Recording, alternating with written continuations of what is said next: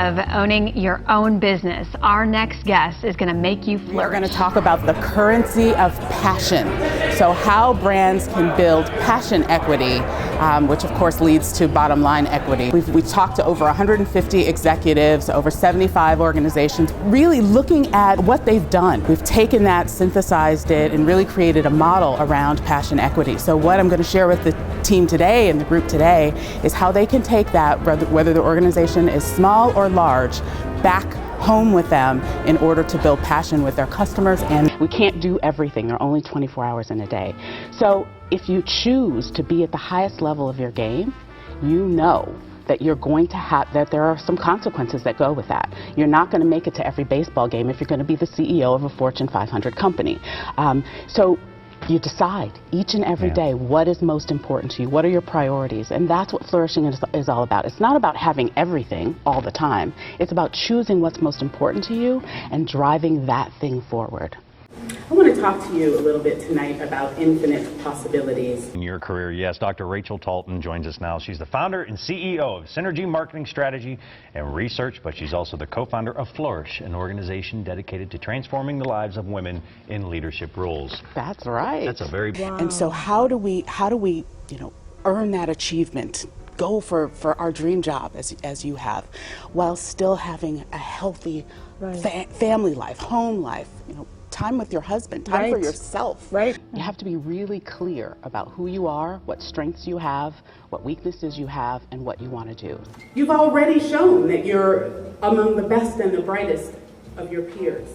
Many of you have identified the challenges of tomorrow, the big questions in business and architecture and engineering and science, and you're facing those questions head on today.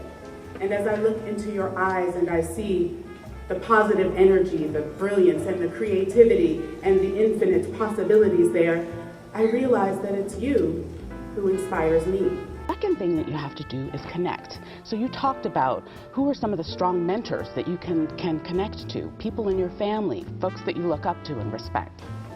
For me, the first lesson is to have faith.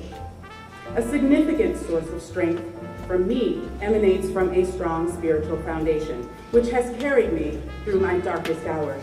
You figure out what are those functional skills that you have. The two of you are communicators and great news folks. You know that. And so you've taken that strength and used it to give something meaningful to the marketplace.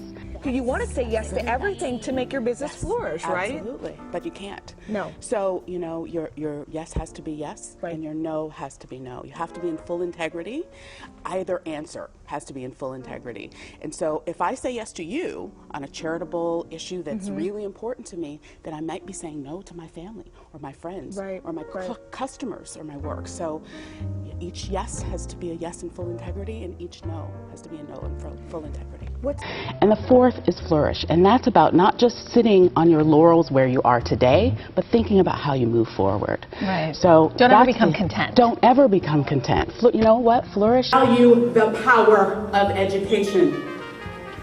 Horace Mann said that education is the great equalizer of the conditions of men, that it does better than disarm the poor of their hostility toward the rich. It prevents being poor at all. But I'm here to tell you that education does more than just eradicate poverty. It is one of the greatest gifts that you will ever receive. It's one that can never be taken away from you. It's like love or like kindness.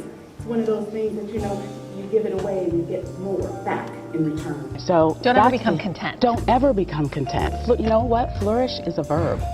It means to grow luxuriantly, always seeking excellence and progress. So it isn't a noun. It's not a place that you get and you're here, you have flourished. You continue to flourish.